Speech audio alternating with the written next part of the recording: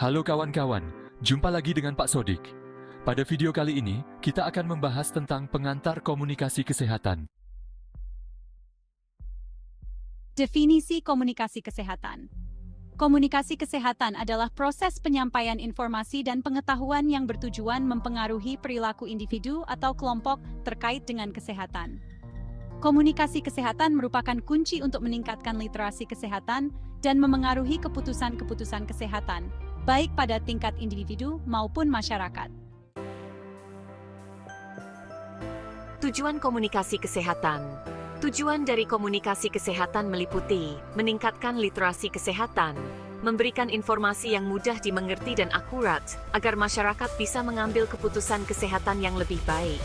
Perubahan perilaku sehat, mendorong perubahan sikap dan perilaku yang mendukung kesehatan, seperti peningkatan aktivitas fisik atau pengurangan konsumsi makanan tinggi gula. Advokasi kebijakan kesehatan, meningkatkan kesadaran dan dukungan untuk kebijakan kesehatan yang lebih baik di tingkat nasional maupun komunitas. Komponen komunikasi kesehatan. Komponen penting komunikasi kesehatan meliputi pengirim, komunikator, tenaga kesehatan, lembaga kesehatan, dan media yang bertanggung jawab menyampaikan informasi.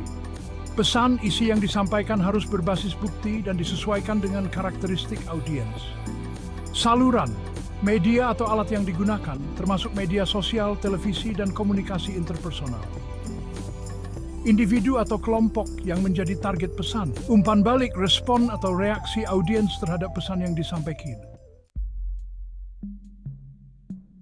Model komunikasi kesehatan membantu dalam memahami bagaimana informasi kesehatan disampaikan dan dipahami. Beberapa model utama yang relevan dalam konteks kesehatan adalah Health Belief Model atau HBM, menjelaskan bahwa adopsi perilaku sehat bergantung pada persepsi seseorang tentang risiko dan manfaat tindakan kesehatan tertentu. Theory of Planned Behavior atau TPB menggarisbawahi bahwa perilaku kesehatan dipengaruhi oleh niat seseorang yang terbentuk dari sikap, norma sosial, dan kontrol perilaku yang dirasakan. Social Cognitive Theory atau SCT menekankan bahwa belajar perilaku kesehatan terjadi melalui observasi dan interaksi sosial, di mana individu mencontoh perilaku orang lain. Strategi komunikasi kesehatan yang efektif harus mempertimbangkan berbagai aspek. Segmentasi audiens, yaitu mengelompokkan audiens berdasarkan karakteristik demografis seperti usia, pendidikan, dan tingkat literasi kesehatan. Segmentasi ini memungkinkan pesan disesuaikan dengan lebih baik. Pemanfaatan media sosial, karena di era digital, media sosial menjadi alat yang penting untuk menyampaikan informasi kesehatan, terutama bagi audiens muda. Pesan yang jelas dan berbasis bukti, di mana informasi harus mudah dimengerti dan didukung dengan data ilmiah yang kredibel untuk membangun kepercayaan publik.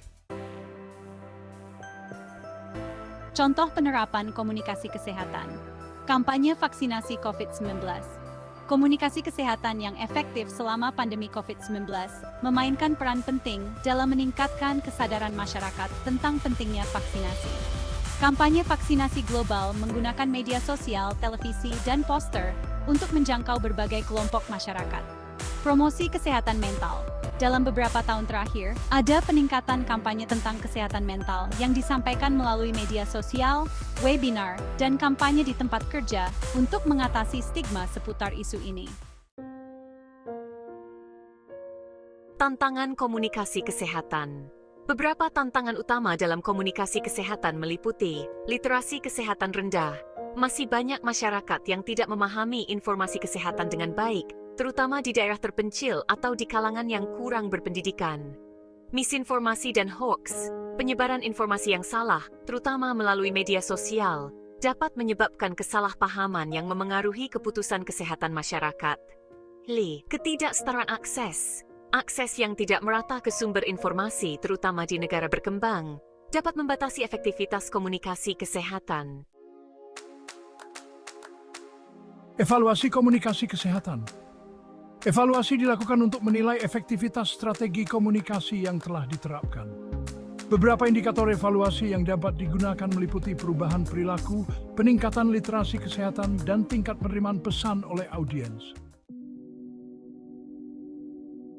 Demikian pembahasan dari Pak Sodik, semoga kita semua diberikan kesehatan dan rezeki yang barokah.